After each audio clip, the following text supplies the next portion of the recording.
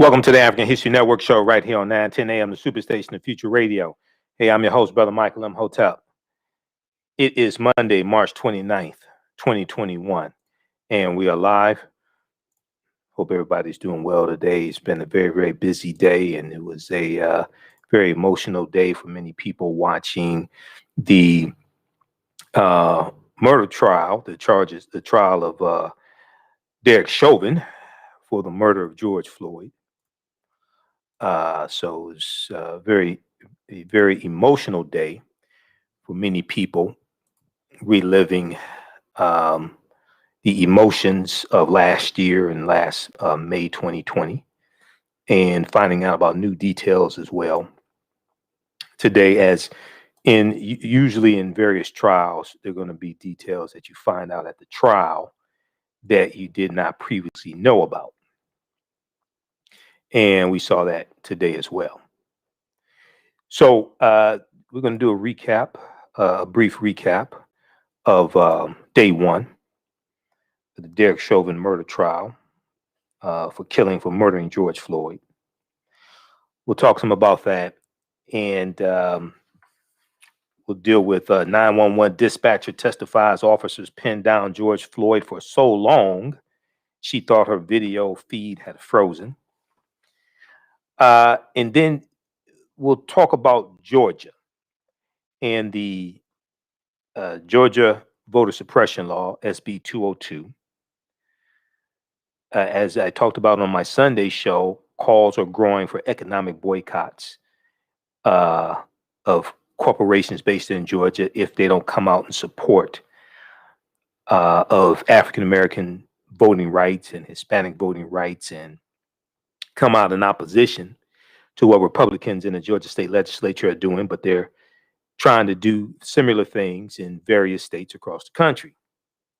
Now we see Delta Airlines CEO appears to praise Georgia voter restriction bill. I saw an article on Latasha Brown's Twitter page from news1.com. We're going to talk some about this because Delta Airlines is in more hot water. And then, as I said before, you have 43 states. 43 states, they have at least 253 bills in 43 states that Republicans are trying to push various voter restriction bills to make it harder to vote. We see an article from NBC News from March 29th, 2021, that Florida Republicans are considering a new election bill that would effectively ban giving voters water standing in line. This is what they did in Georgia. Okay. And as I said before, a lawsuit has already been filed against the state of Georgia. But Florida Republicans are considering new election bill that would effectively ban giving voters water, similar to a provision in Georgia's new election law. It's one of a number of bills moving through the state GOP-controlled legislatures. And this is what I said. It's coming to a state near you, either your state or one next to you. So this is why more people are talking about economic boycotts against corporations. Now, what's interesting is, one, on Sunday's show, go back on my Sunday show, we're going to be rebroadcasting that. It's about 2.5 hours, and we had gotten to some like really, really good things. And also late this week, I'll have Fifth Ward Alderwoman Robin Ruth Simmons from Evanston, Illinois. You know, we've been talking about Evanston, Illinois, and reparations being paid to African American victims of redlining from 1919 to 1969 in Evanston, Illinois. I reached out to her. She responded, so we're going to have her on the show later this week. Okay, and she spearheaded the push for reparations in Evanston, Illinois, for African American victims of redlining. All right.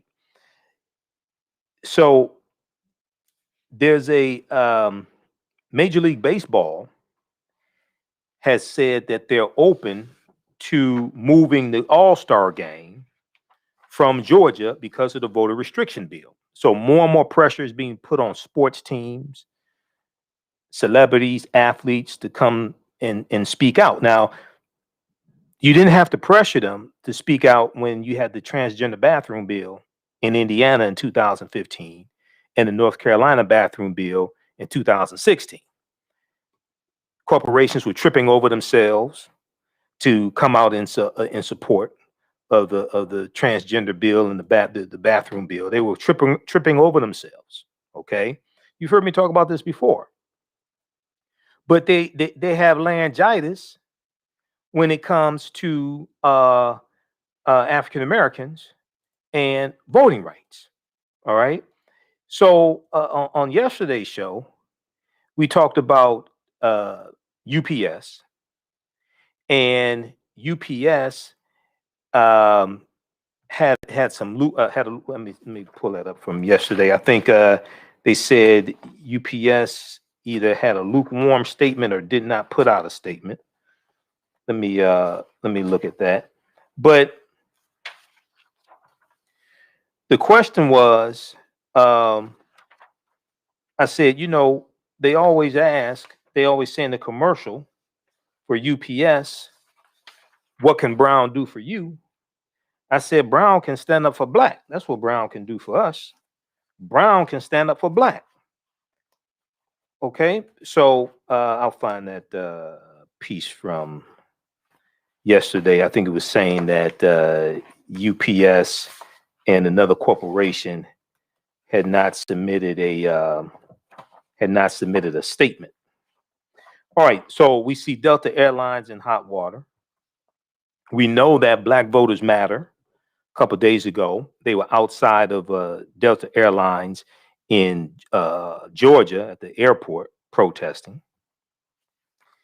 Then we see that Major League Baseball is open to moving the All-Star game from Georgia because of the voter restriction bill. Major League Baseball is scheduled to play its 2021 All-Star game this summer at Truist Park, located in Atlanta, Georgia. Yet with less than 1 week to go until opening day, the Major League Baseball Players Association appears open to discussing whether or not the event should be relocated in response to recent legislative developments in the state of Georgia.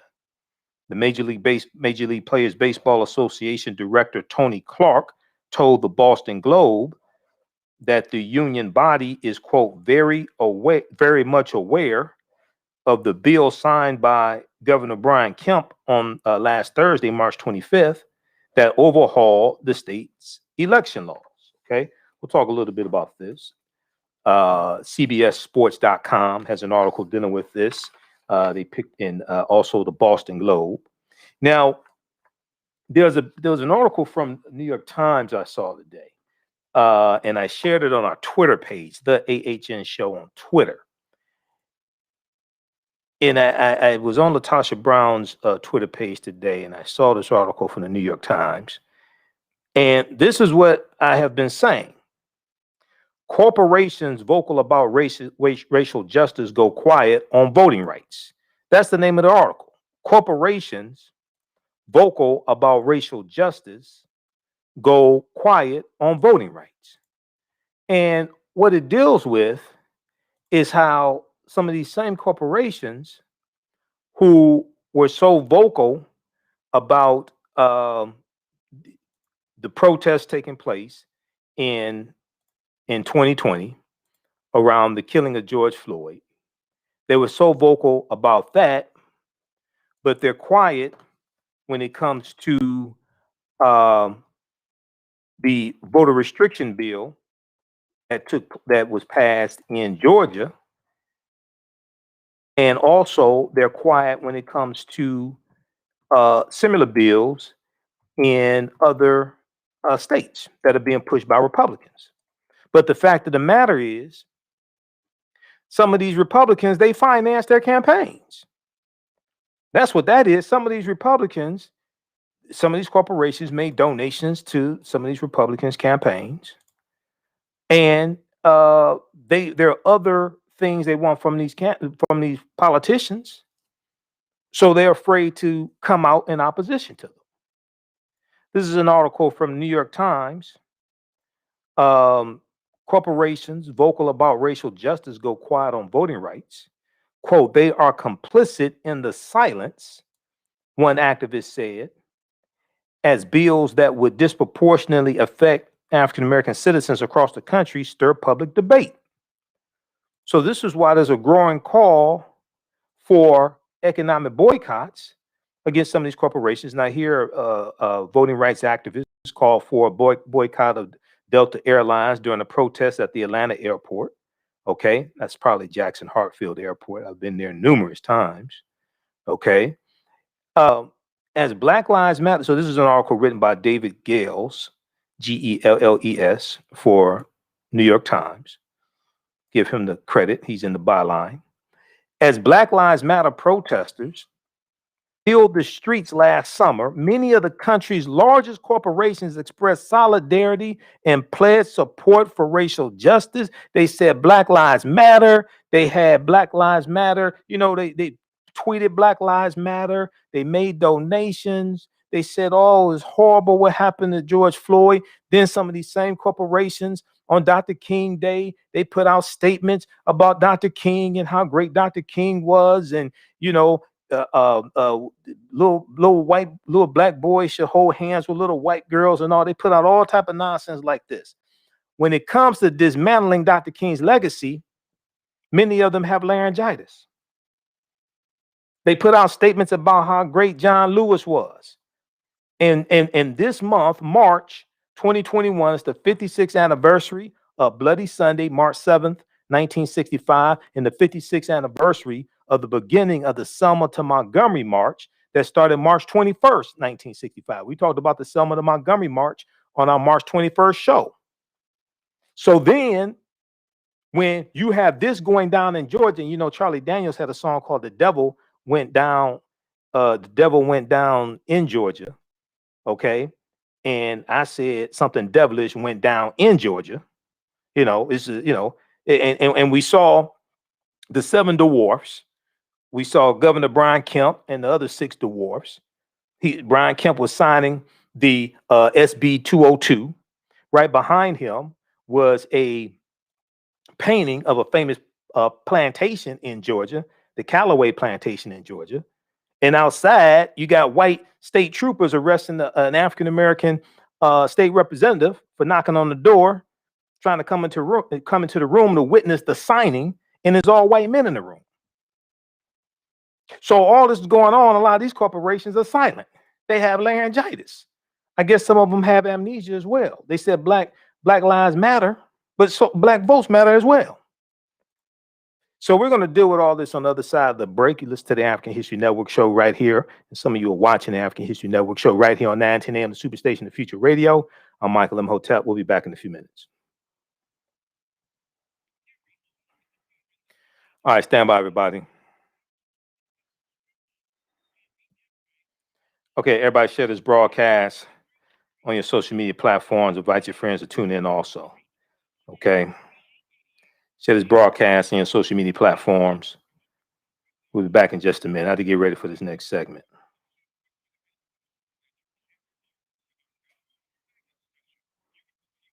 Stand by. And outside, you got. Stand by, everybody.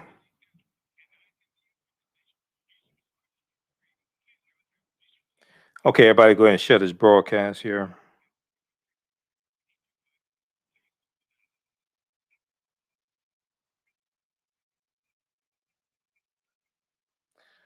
All right.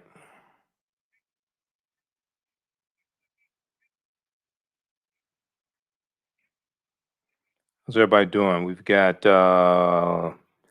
Tina, Robert, Dimples.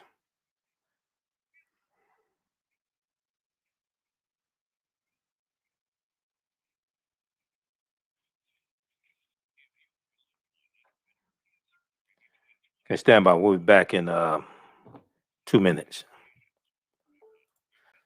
Back in 2 minutes from the break.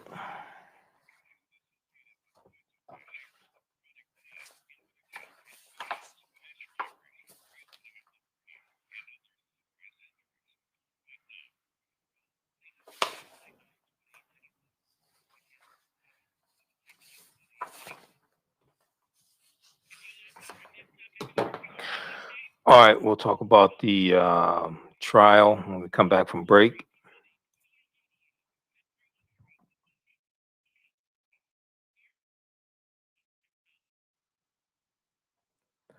Welcome back to the African History Network show right here on 910 a.m. the Superstation Feature Radio. Hey, I'm your host, Brother Michael M. Hotep. It is Monday, March 29th, 2021. We're live. 313-778-7600 is the calling number if you have a quick question or comment. 313-778-7600 is the calling number if you have a quick question or comment. Okay, so on the African History Network show, we focus on educating, empowering, and inspiring people of African descent throughout the diaspora and around the world. Because right now, it's correct wrong behavior. What you do for yourself, what you do to yourself, and what you allow other people to do to you and get away with is based upon what you think about yourself. What you think about yourself is based upon what you have been taught about yourself. What you've been taught about yourself is based upon everything you've read, heard, and seen about yourself. So when you control the radius of a man or woman's thoughts, you can control the circumference of his or her actions, because the mind can't do or teach what it doesn't know. Now, we deal with a number of different topics here on the African History Network show. We deal with current events and history and politics, education, economic empowerment, entrepreneurship, relationships, love, sex, health issues, and much, much more.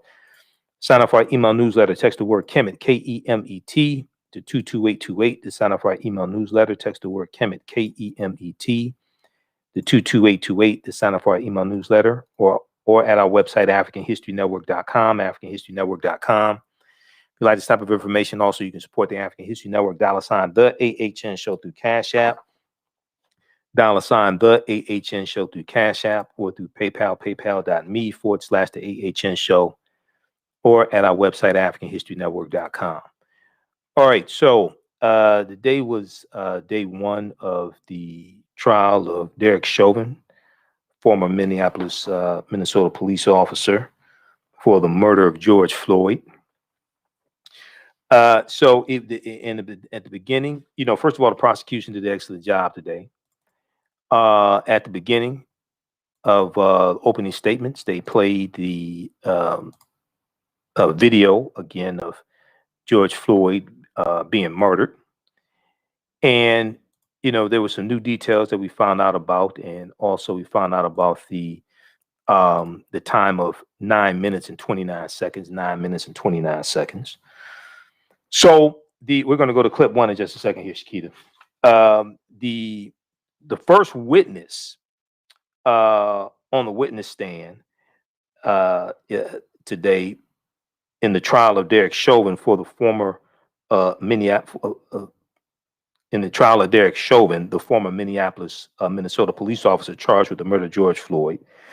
First witness testified today. The day began with opening statements from the prosecution and the defense in the trial that's being closely watched all around the country. Prosecutor Jerry Blackwell, attorney Jerry Blackwell, led off with an hour-long presentation for the prosecution, playing for the jury a video of the entire May 25th, 2020 incident from one bystander showing former officer Derek Chauvin kneeling on George Floyd's neck for about 9 minutes. It's 9 minutes and 29 seconds. That's the totality of it, 9 minutes and 29 seconds. As I said on Roland Martin Unfiltered, I think it was Friday before last, and probably tomorrow, when they were selecting the jurors. We talked about it on Roland Martin Unfiltered, and I talked about how this is not a slam dunk prosecution case, okay, because you have a defense attorney. We saw some of what the defense is going to present. The size of George Floyd, he was 6'3", he was stronger than Derek Chauvin. There's this whole nonsense, this super black man, super strength nonsense, okay? And the fact of the matter is, now they're going to say probably Derek Chauvin feared for his life, but wait a second. It was you and 3 other officers from the police department. George Floyd is on his back begging for his life. He's unarmed. All 4 of you all have guns, and you feared for your life. If it was anybody who had a right to fear for their life, it was George Floyd, not you. But these are the type of games these people play. So prosecutor Jerry Blackwell said, quote, "You can believe your eyes. That's homicide. You can believe your eyes that it's homicide. That it's homicide." And he's correct. It is. Okay. He's correct. It is. All right. Okay. Here we go. And he said, "It's murder. You can believe your eyes." That he's correct. That was murder right there. That was cold-blooded murder. No respect for humanity, nothing. That's what that was. That was cold-blooded murder. Derek Chauvin probably would not treat a dog the way he treated George Floyd. Now, while the video played, Derek Chauvin sat taking notes on a legal pad and looked up occasionally at the screen. Prosecutor attorney Jerry Blackwell argued that Derek Chauvin betrayed his badge when he, quote, "used excessive and unreasonable force on George Floyd, causing his death." When it was the defense's turn, lead attorney Eric Nelson gave a shorter 25-minute opening statement. Nelson said, quote, "The evidence in this case is far greater than 9 minutes and 29 seconds. The precise time the prosecution said Derek Chauvin was kneeling on George Floyd's neck. There's other evidence, but really, the evidence is right on video. The murder is right on video. Okay. Now you can bring in all this other evidence you want and say he ingested pills and all that stuff. Well, he had a drug habit, but even with his drug habit, he was still alive before you knelt on his neck for 9 minutes and 29 seconds. Now, Nelson said, defense attorney Eric Nelson said that George Floyd displayed, quote, "none of the telltale signs of asphyxiation," end quote, and argued there, quote, "was no evidence that Mr. Floyd's airflow was restricted." Now, after opening statements concluded, the prosecution called as first witness Jenna L. Scurry, a 911 dispatcher who called police while witnessing George Floyd's arrest on a police camera live feed. Scurry said former officer Derek Chauvin had been kneeling on George Floyd's neck so long, she thought the live video feed had frozen on the screen. She said he was kneeling on George Floyd's neck so long, she thought the live video feed had frozen. She said, quote, "My instincts were telling me that something was wrong. Something was not right. I don't know what, but something was not right," Jenna Scurry told the jury. Now we're going to go here. We're going to go to a recap of what took place today. We're going to go to clip one. Shakita, this is from NBC News Now. Highlights from day one of Derek Chauvin's trial. Let's go to this clip.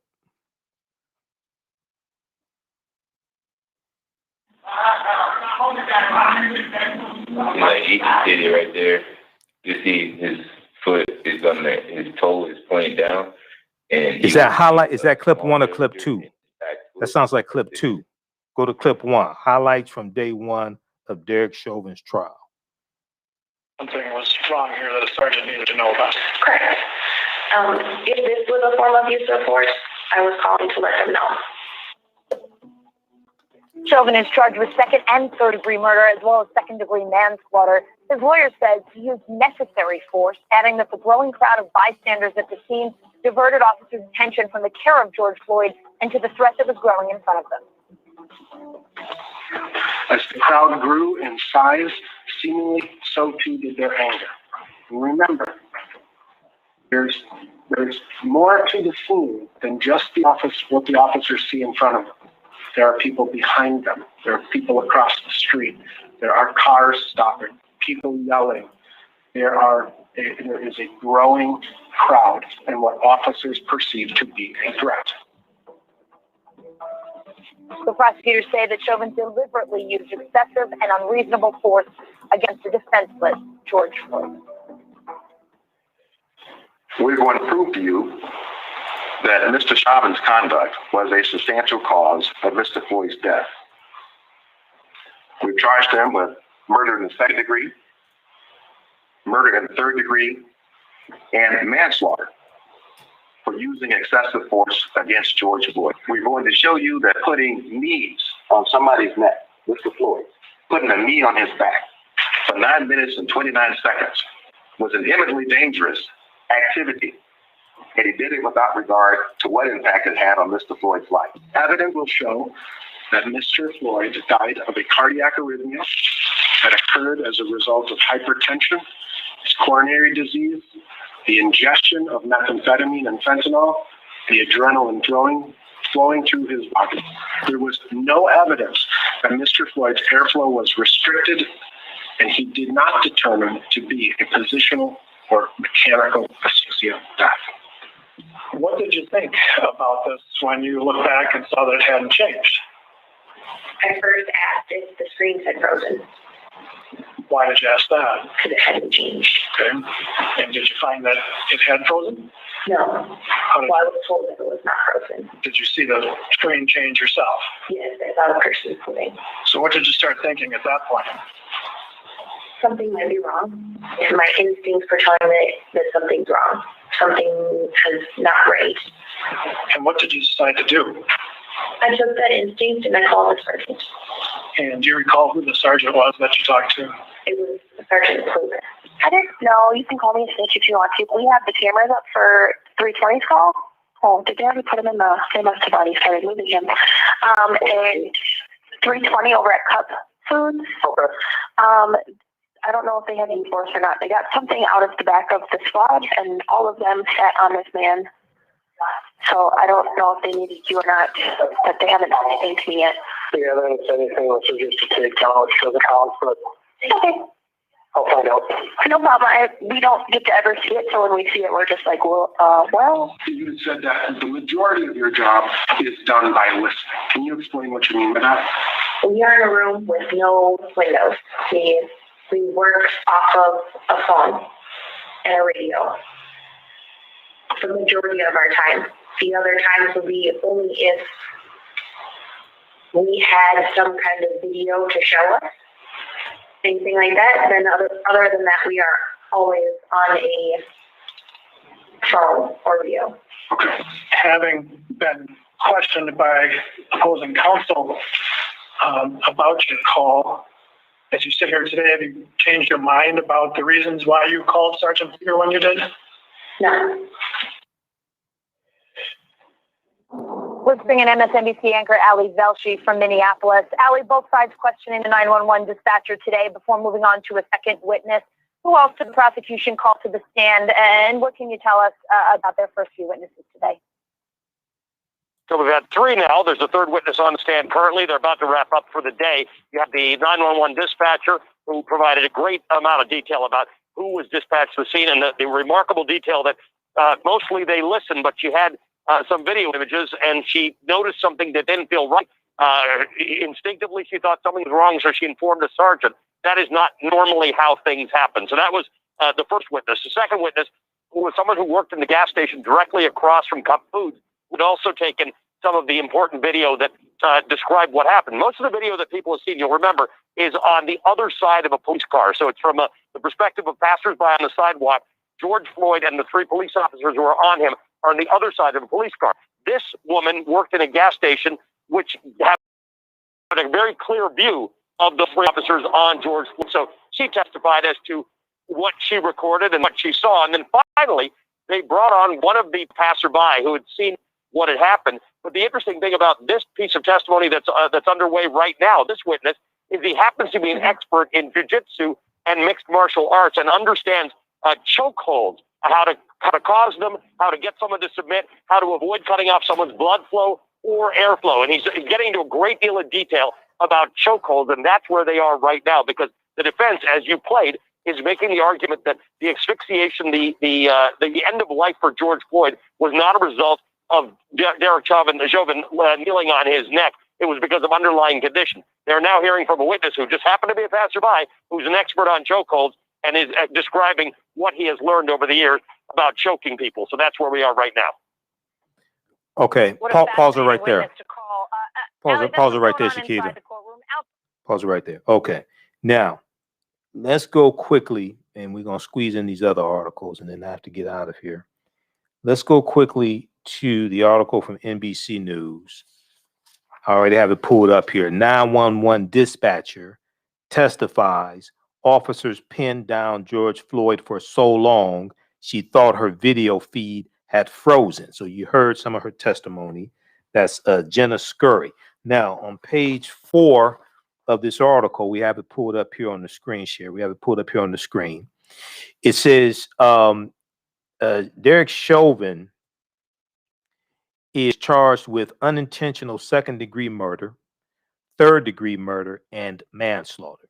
He and 3 other Minneapolis police officers who were at the scene were fired a day after George Floyd's death.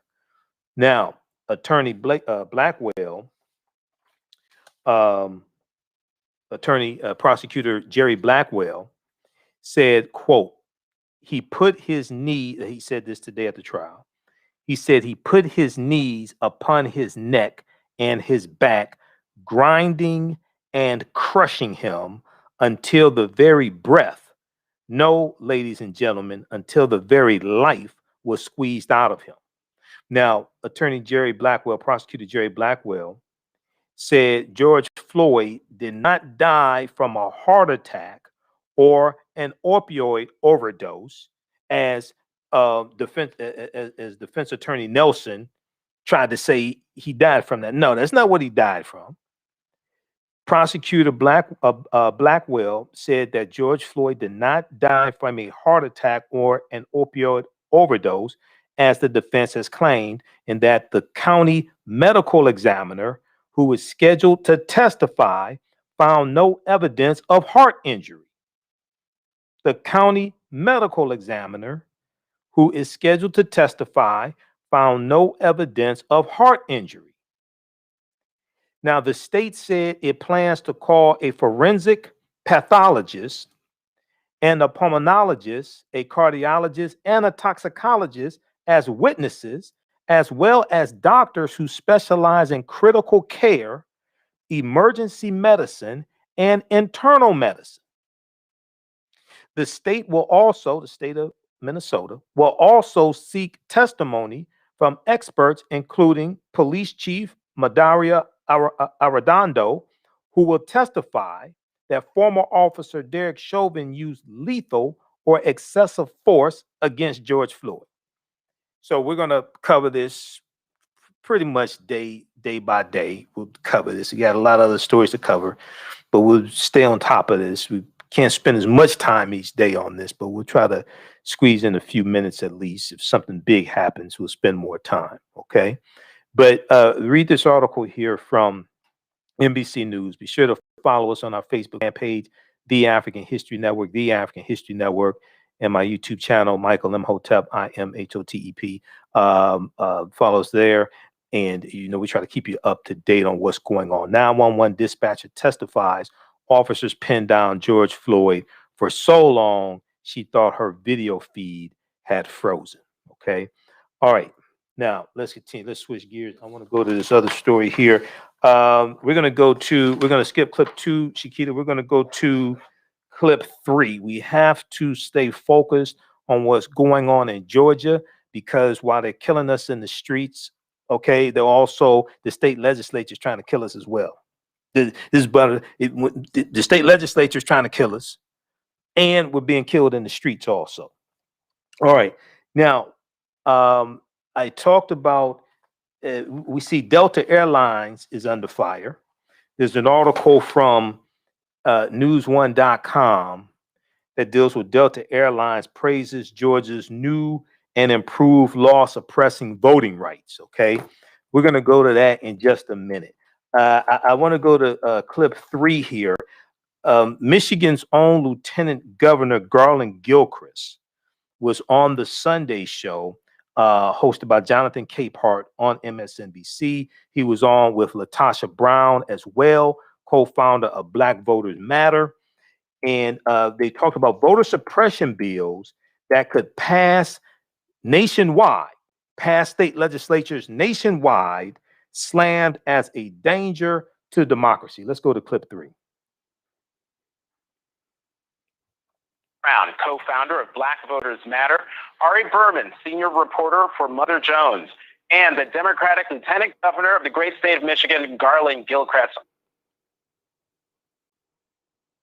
All, thank you both all very much for coming on the Sunday show. Ari, I'm going to start wide, and I'm going to start with you. Have a listen to what Senator Cruz had to say about H.R. 1. This bill is the single most dangerous bill this committee has ever considered. This bill is designed to corrupt the election process permanently.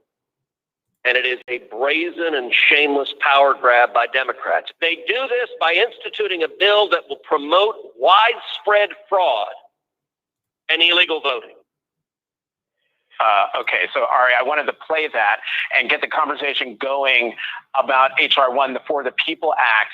One, respond to Senator Cruz, but more specifically in your answer, talk about how H.R. 1 could impact what just happened in Georgia vis-a-vis the voting rights law there.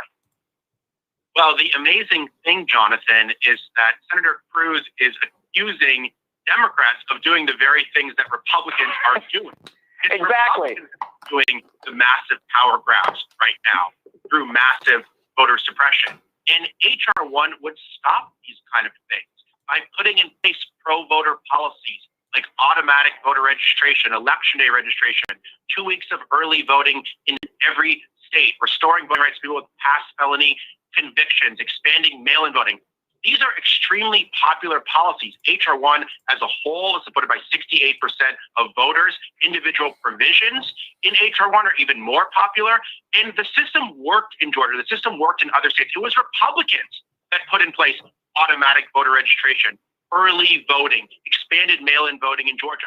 And only when Democrats started using these voting methods, only when Black voters started turning out in record numbers, only when Black senators, Jewish senators were elected, did they decide to change the entire voting law in Georgia. The only thing that changed from 2020 was that Democrats used the voting methods that Republicans wrote.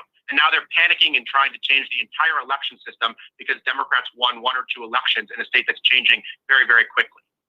And Ari, one of the reasons why Georgia is changing very, very quickly and that all those people got out to vote in 2020 is because of the woman who's right next to me in the boxes there, Latasha Brown. Latasha, I would love for you to let's put up, I'm sorry, I should have told the control room, element 2, which talks about how Georgia voters feel about this measure that was passed. Look at that. On all of these things there, in the 70s, in terms of opposition to stripping authority from the Secretary of State on local officials, criminalizing giving food and water to people standing in line, Latasha, just talk about, given all the work that you've done and all the work that you are continuing to do, still doing, your feelings and reactions about what Georgia has done. You know, it's really interesting. Even as we look at that poll and the numbers, that also includes Republicans.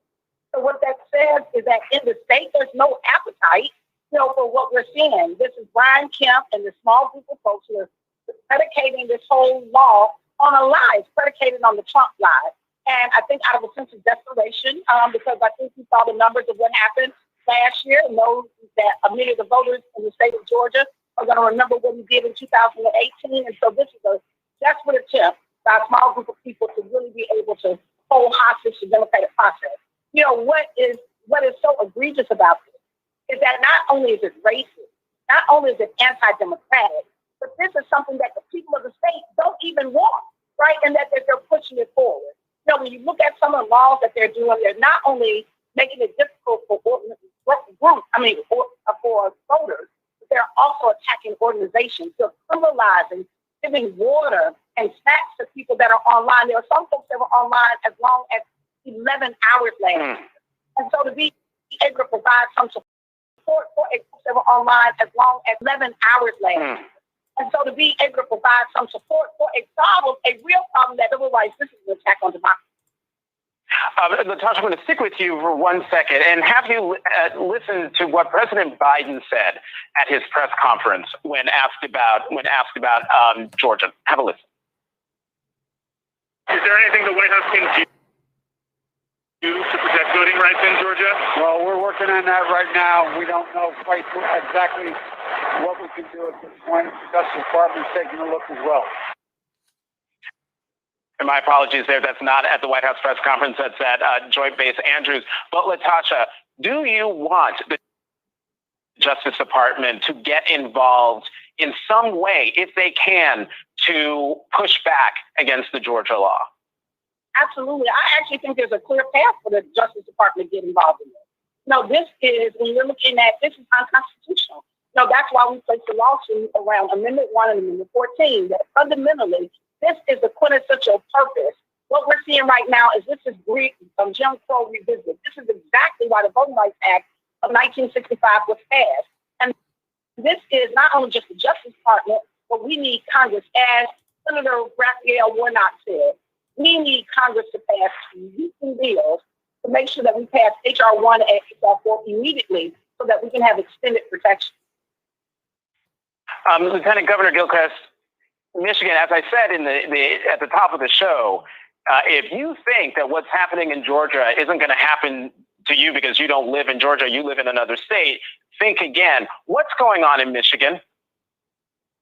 Well, thank you for having me on here, Jason. So Republicans in Michigan, I guess they felt a little left out. So they decided to introduce 39 of their own bills that are aimed at really suppressing the vote in Michigan. The record voter turnout in Michigan that led to Joe Biden winning the state and reelecting Senator Gary Peters, it terrifies Republicans. So now they're working to do everything they can with their legislative power to try to make it more difficult for Michiganders to vote, because Republicans are afraid of voters. It is that simple. And they would rather, frankly, assault and kick voters in the teeth than opening up the democratic process, which is what leaders like Governor Gretchen Whitmer and I are going to fight to do every single day.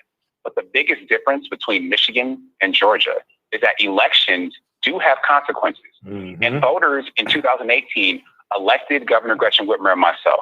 We also voted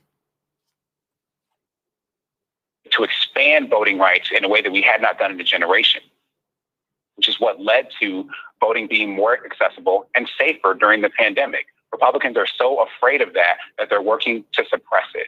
But we can stand tall against it in Michigan because we have elected a Democratic governor in our state, and we will never support legislation like this. Well, Lieutenant Governor, speaking of the governor, Governor Gretchen Whitmer, who everyone knows about because of the BP search, but also because of the plot against her life. If you see there on the screen from the Washington Post, Michigan GOP leader calls top Democrats witches. Jokes about assassination of Republicans. The governor, the attorney general, and one other state official are the witches he's talking about. What does that do to the tenor and tone of the debate in your state? Unfortunately, it's been like this since at least April of last year when we saw armed gunmen storm our Capitol. That was their practice before January 6th to try to blow up the building that I work in every day as the president of the state Senate. And the leader of the Republicans in the Senate of Michigan has been making misogynistic and hateful comments toward Governor Gretchen Whitmer for months, talking about, about how he wants to punch her in the face and spanking her and things like that. This is par for the course for Republicans. And the fact that the head of the Michigan Republican Party would choose this violent, dangerous language, the language that we've seen lead to literal assassination plots on elected officials here in Michigan, is unacceptable. And I think the voters of Michigan and voters around the country need to recognize that Republicans are dangerous for democracy. They are just dangerous. It's what they are. It's what they recognize that Republicans are dangerous for democracy. They are just dangerous. It's what they are. It's what they choose to do. It's how they speak to one another and how they speak. By now, everyone has seen this clip, but I want to play it again and get your reaction on the other side. Everyone watch.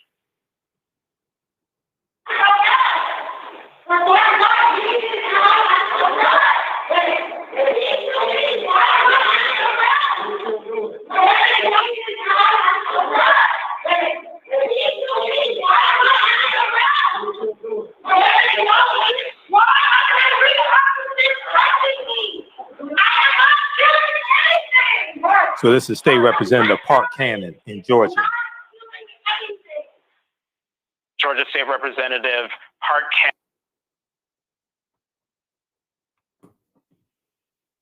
Okay, the clip. Okay, keep going. An elected official in Georgia just knocking on the door of the governor, Latasha? It infuriates me. First of all, that was illegal.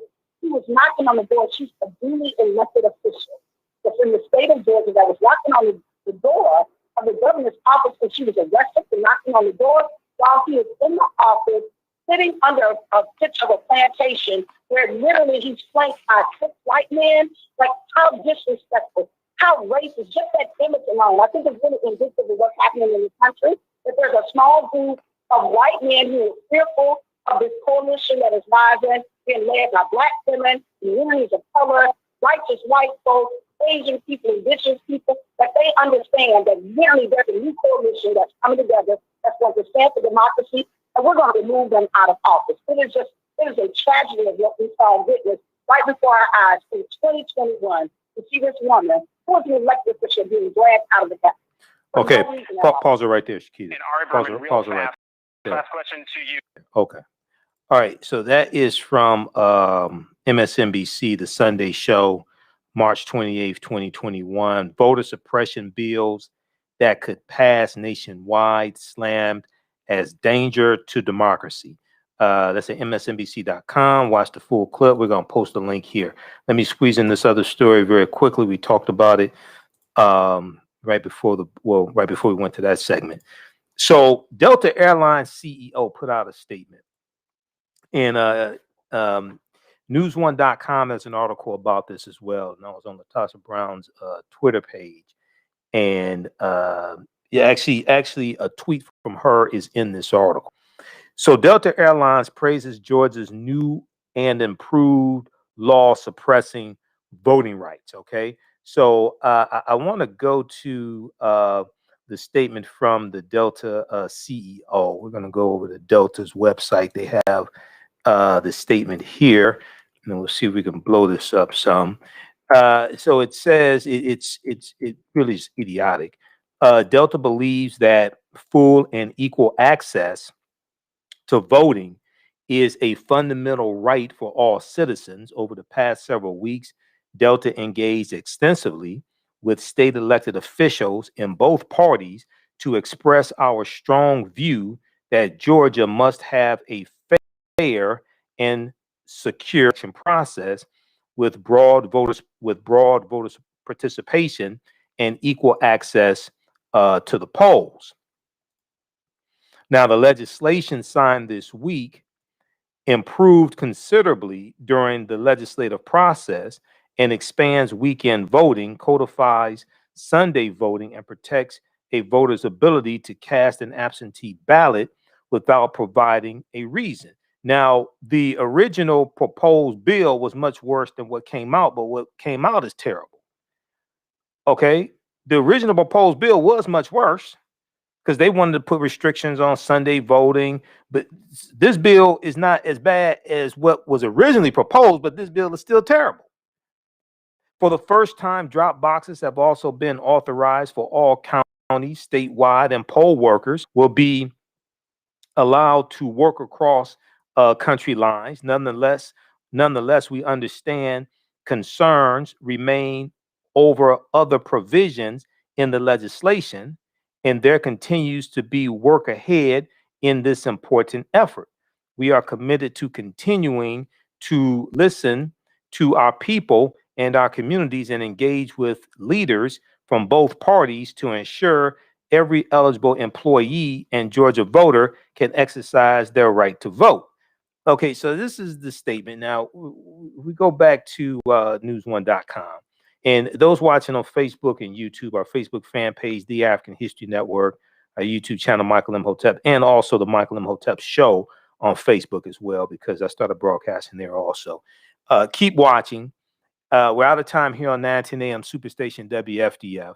We'll be back tomorrow. You can also support us, $ the AHN Show through Cash App, $ the AHN Show through Cash App, or through PayPal, paypal.me/the AHN Show. Remember, right now is correct wrong behavior. It's not over till we win. Wakanda forever. We'll talk to you tomorrow night. Peace. Okay, let's keep going here for a little while longer. All right, so I want to go back to the article from news1.com. Now, So let's click over to this one. So that's the official statement from Delta Airlines. Doesn't make any sense. Okay, that doesn't make any sense. And so if we look at this article from news1.com, Delta Airlines praises Georgia's new and improved law suppressing voting rights. The aviation company seemed to be rewriting history as soon as it was made. Now, this is written by Anoa Changa, March 28th, 2021. Georgia-based corporations tried to play both sides in a recent battle over a new law that enacts additional barriers to ballot access. Several of the top corporations have dodged direct questions concerning the wave of voter suppression laws, often hiding behind the Chamber of Commerce. But a statement released by Delta Airlines CEO Ed Bastian, praising Senate Bill 202, okay, raised alarms. Latasha Brown, a co-founder of Black Voters Matter, who you just heard in the segment from the clip from MSNBC. Latasha Brown, a co-founder of Black Voters Matter Fund, tweeted that the statement seemed like Delta wrote it in coordination with Governor Brian Kemp's team. So here's the tweet from Latasha Brown, at Miss Latasha Brown on Twitter. She said, "Did Kemp's communications team or the Grand Wizard of the KKK write this statement at Delta?" And let's see, we're going to try to blow this up here so you can see that better. Okay. Said every news outlet in the world is calling out the voter suppression bill, and you are claiming the bill expands access. No, it doesn't expand access. This is terrible, untrue, and disrespectful. Okay. And then she has the statement from Delta Airlines, from the CEO from Delta Airlines, Ed Bastian, that I just read to you. Now, Ed Bastian claimed that the company was committed to fair and equal access to the ballot. The CEO of Delta, which has its headquarters in Atlanta, glossed over provisions such as barriers to mobile voting, preventing volunteers from handing out water, and other line warming activities, and additional restrictions placed on absentee voting. They also didn't talk about the fact that the State Board of Elections can take over County Board of Elections and overturn election results. Delta didn't talk about that either. Now, Delta Airlines CEO Ed Bastian's statement also feeds into claims that SB 202 promotes greater election security when there is no evidence warranting a genuine concern of election integrity and security. While critics pointed out how Georgia's Senate Republicans continued adding an increased number of voting barriers to the bill before it was signed into law, Delta Airlines CEO Ed Bastian wrote that the, quote, legislation signed this week improved considerably during the legislative process. He added, "We understand concerns remain over the provisions, over other provisions in the legislation, and there continues to be work in this important effort." Okay. Now, any so-called good provisions within SB 202 are the fruits of a poisonous tree. There is no acceptable version of this bill, partially because the entire premise is a lie, said Cliff Albright, co-founder of Black Voters Matter. He previously told news1.com. Now, last summer, summer 2020, Delta Airlines CEO Ed Bastian wrote a statement concerning Delta Airlines' commitment to justice. In this statement about Delta Airlines' commitment to justice, he highlighted a commitment to, quote, actively seeking and supporting national and state legislation that fights discrimination and advocates for just and equal treatment. actively seeking and supporting national and state legislation that fights discrimination and advocates for just and equal treatment.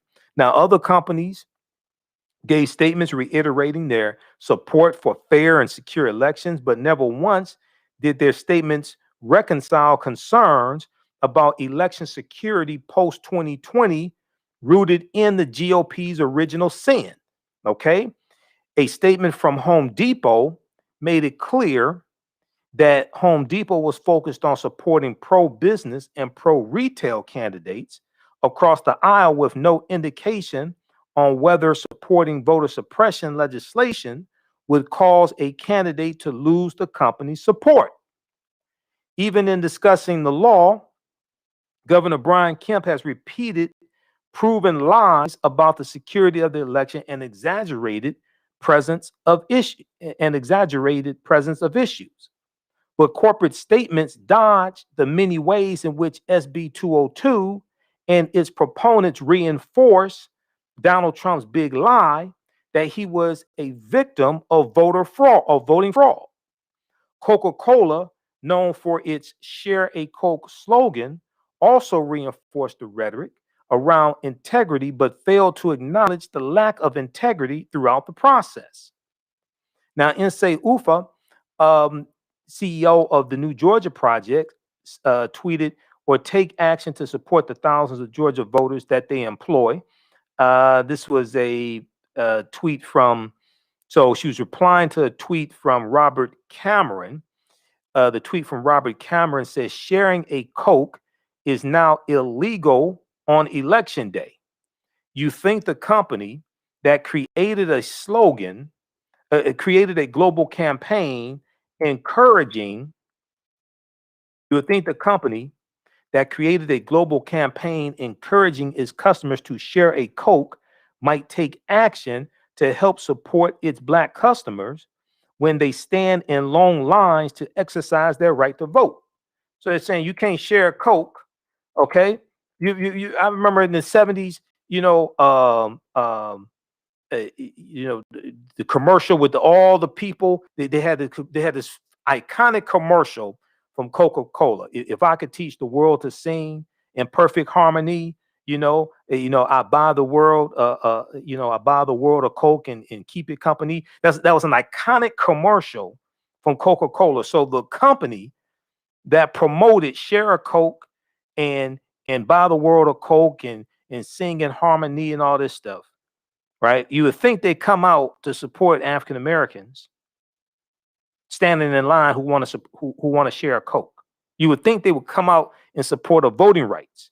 Now, what's interesting is that April 3rd, 1968, in Dr. King's last speech, I've been to the mountaintop, Dr. King called for an economic boycott of Coca-Cola. Go listen to the speech. It's on YouTube. It's 43 minutes. I've been to the mountaintop. He named 4 companies. He's in Memphis, Tennessee. Dr. King named 4 companies to have economic boycotts against because of their discriminatory hiring practices in Memphis, Tennessee. Coca-Cola, Wonder Bread, Hart's Bread, and Seal Test Milk. Then in 1981, Reverend Jesse Jackson and Rainbow Push led a nationwide economic boycott against who?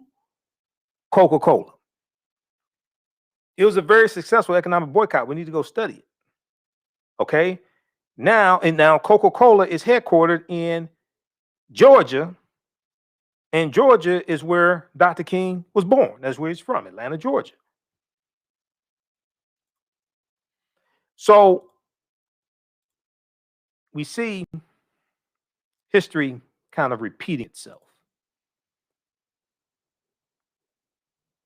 Now, corporate leadership attempts to play both sides, appearing accountable to community partners and employees, but also providing tacit support to lawmakers seen as being pro-business. Calls for an economic boycott spread across social media after the passage of Senate Bill 202 in Georgia. Corporate accountability in democracy organizing has become a major topic after the January 6th Capitol attack. Voting rights groups have been pushing back on Delta Airlines, Coca-Cola, Home Depot, and other Georgia-based corporations that were exposed for donations to elected officials who supported voter suppression and Trump's big lie. See, many of these corporations have been funding Republicans. They've been funding Republicans who have been promoting the big lie, who voted for SB 202 in the Georgia state legislature, who are going to vote for Jim Crow-like bills in Republican-dominated state legislatures across the country. Many of these corporations that had all these nice flowery statements about George Floyd in summer 2020 and Black Lives Matter summer 2020, they've been financing our own dehumanization. And now this is being exposed. So they're being pushed to pick a side. This is not a good people on both sides issue. This is not a good people on both sides issue.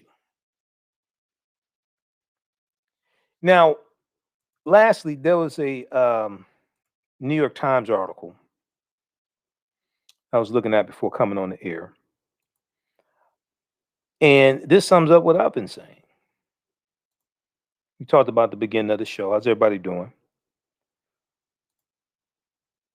Corporations vocal about racial justice go quiet on voting rights. They have laryngitis now. You know, lucky for them, Obamacare covers pre-existing conditions. You know, we can fix you up. Quote, they are complicit in their silence, one activist said, as bills that would disproportionately affect Black citizens across the country stir public debate. And here they are protesting outside of Delta Airlines in Atlanta. Okay. So as Black Lives Matter protesters filled the streets summer 2020, last summer, many of the country's largest corporations expressed solidarity and pledged support for racial justice. But now, with lawmakers around the country advancing restrictive voting rights bills that would have a disproportionate impact on Black voters, corporate America has gone quiet. They have laryngitis now. Now, you know, it's hard to get them to speak out. They were tripping over each other to put out statements, okay, in support of racial justice and George Floyd and Black Lives Matter, all this stuff. Last week, as Georgia Republicans rushed to pass a sweeping law restricting voting access, Atlanta's biggest corporations, including Airlines, Coca-Cola, and Home Depot, declined to weigh in, offering only broad support for voting rights. The muted response comes from companies that last year promised to support social justice. Infuriated activists who are now calling for boycotts. Latasha Brown, once again, co-founder of Black Voters Matter, Latasha Brown said, "We are all frustrated with these companies that claim they are standing with the Black community around racial justice and racial equality. This shows that they lack a real commitment to racial equity. They are complicit in their silence." Now, on Thursday, hours after Georgia voting restrictions were signed into law, Thursday, March 25th, Latasha Brown joined protesters at the Atlanta airport calling for a boycott of Delta Airlines, Georgia's largest employer. In front of the Delta terminal, they lobbied for employees to pressure their employer and urged the airline's chief executive, Ed Bastian, to use his clout to sway the debate. Well, we saw that punk ass statement Ed Bastian put out. Delta Airlines is a major corporate supporter of the gay community and was among the many major companies that last year, 2020, said it stood with the Black community after the death of George Floyd at the hands of the police, specifically Derek Chauvin. Now, at the time, Delta Airlines said it would look for ways to, quote, make an impact and take a stand against racism and injustice from programs to policy changes. But last week, Delta Airlines declined to comment on the Georgia legislation specifically, instead issuing a statement about the need for broader voter participation and equal access to the polls. Latasha Brown, co-founder of Black Voters Matter Fund, said it's a double standard. Here's a picture of Latasha at Delta Airlines, outside of Delta Airlines in Atlanta. Now, Coca-Cola, another major Atlanta employer, faced similar pressure as the new law took shape. Last summer, Coca-Cola's chief executive, James Quincy, said the company would, quote, invest our resources to advance social justice causes and, quote, use the voices of our brands, plural, to weigh in on important social conversations. So now they have laryngitis. But last week, rather than take a position on the pending legislation, Coca-Cola said it was aligned with local chambers of commerce, which were diplomatically calling on legislators to maximize voter participation while avoiding any pointed criticisms. This is not a good people on both sides issue. You either for us or against us. That's all there is to it. This is not that complicated. This is not a good people on both sides issue.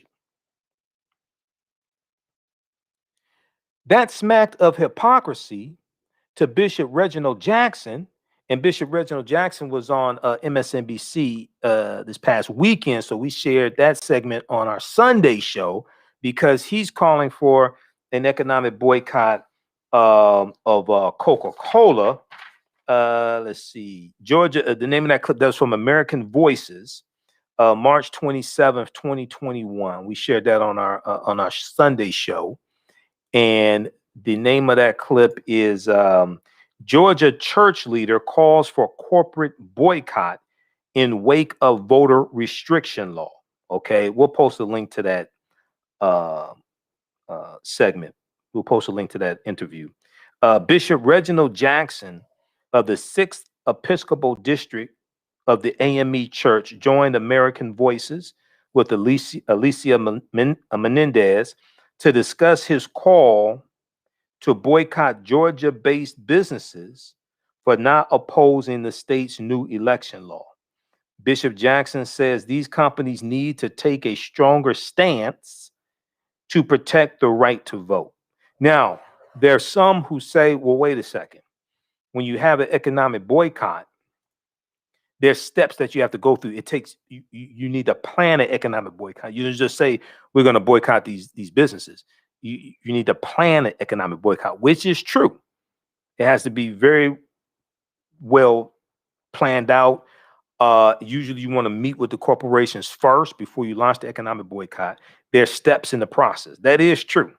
I totally agree with that. It has to be well planned, and we need to study other economic boycotts and economic withdrawal strategies that actually worked, so we understand how to have a successful one, and study some of the ones that failed too, so you know what not to do. Okay. But so that, you know, I agree with that as well. It has to be very well planned out. All right, let's go back to this article here from New York Times, and we have to get out of here. So Bishop Reginald Jackson spoke at a rally outside the Georgia Capitol on Thursday. Now, so that was Thursday, March 25th. Speaking into a bullhorn, Bishop Reginald Jackson quoted Mr. Quincy's statements from last summer as a point of contrast to the company's tepid engagement with the legislation. Bishop Reginald Jackson said, "We took him at his word. We took him at his word. Now, when they tried to pass this racist legislation, we can't get him to say anything. They have laryngitis now. And our position is if you can't stand with us now, you don't need our money. You don't need our support. I agree with that. Whoop, there it is. I agree with that. Senator Raphael Warnock of Georgia, an African-American pastor at Ebenezer Baptist Church in Atlanta, where Dr. King used to be pastor and preach at. He was elected in January in the special runoff election. He called out companies for their muted responses in an interview with CNN on Sunday. Senator Raphael Warnock said, "I've seen these corporations falling over themselves every year around the time of the King holiday." See, this is what I've been saying.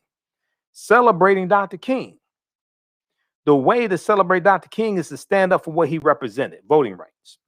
Dr. King also stood up for economic rights as well.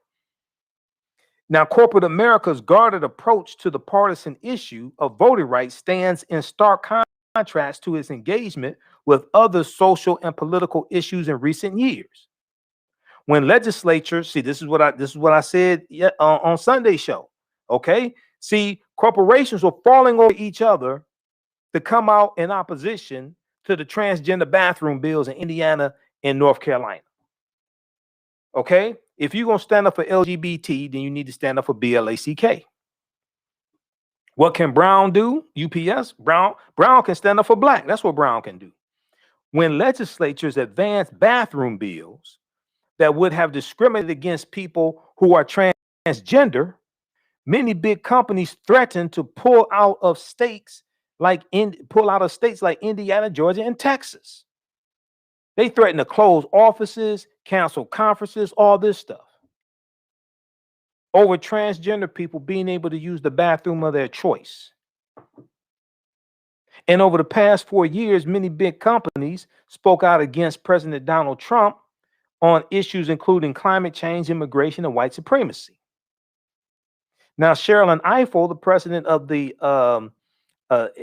and director of the NAACP Legal Defense and Educational Fund, said it's not as though corporations are unwilling to speak powerfully about social justice issues. It seems to me perfectly legitimate for Black voters in Georgia to expect them to speak just as powerfully and directly about what is an unwarranted attack on the ability of Black voters to participate in the political process. Okay, so read the rest of this article here. This is from New York Times, March 29th, 2021, by David Gales. Excellent article. This is what I'm saying. Past few weeks, corporations vocal about racial justice go quiet on voting rights. All right, so we'll talk about this and some other topics some more on Tuesday's show. Later in the week, we should be joined by Fifth Ward Alderwoman, Robin Ruth Simmons, because she just emailed me before I came on the show. Robin Ruth Simmons from Evanston, Illinois, and we'll talk about Evanston, Illinois, in their program to pay some type of reparations to African Americans who were the victims of redlining in Evanston, Illinois, between 1919 and 1969. All right. Remember, you can still register for the online course that I teach, Ancient Kemet, the Moors, and the Ma'afa, Understanding the Transatlantic Slave Trade, what they didn't teach you in school, Ancient Kemet, the Moors, and the Ma'afa, Understanding the Transatlantic Slave Trade, what they didn't teach you in school. Next class is Tuesday, November 30th, 2021, 8 p.m. to 10 p.m. Eastern Standard Time. So we do the classes live, and we record all of them also. So you can join us in class live. It's online. You can ask questions in the class with the live text chat. And this is an 8-week, 16-hour online course. We deal with thousands of years of history. We do what led up to the transatlantic slave trade happening. We deal with ancient Egypt, ancient Kemet. We do with the 800-year occupation of Europe by the Africans known as the Moors. Okay, so if you go to our website, AfricanHistoryNetwork.com, you scroll down the page, you see information for My radio show, we're on 6 nights a week. Click here to listen to audio podcasts of the radio show.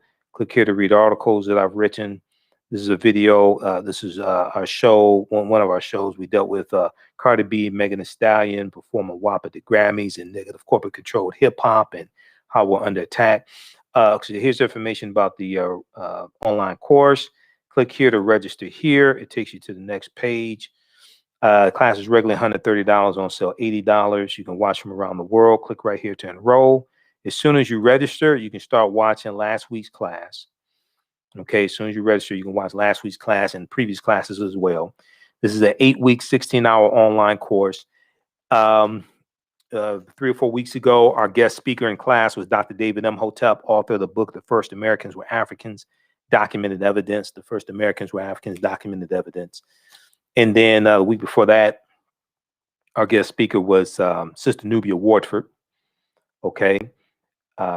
Cultural anthropologist. We talked about the origins of ancient Kush and the African queens of antiquity. All right. So you can register for the online class. And all my DVD lectures and digital downloads are at our website, AfricanHistoryNetwork.com, AfricanHistoryNetwork.com. You want to support the African History Network also, $ the AHN Show through Cash App, $ the AHN Show through Cash App, and then through PayPal, paypal.me/the AHN Show, or at our website, AfricanHistoryNetwork.com. If you do it through Cash App, be sure to type in $ the AHN Show, SHOW, and it'll say Michael, and it'll have my picture there as well. All right, look, we have to get out of here. Thanks for tuning in. Remember, right now is correct. Wrong behavior is not over till we win. Wakanda forever. We'll talk to you tomorrow night. Peace.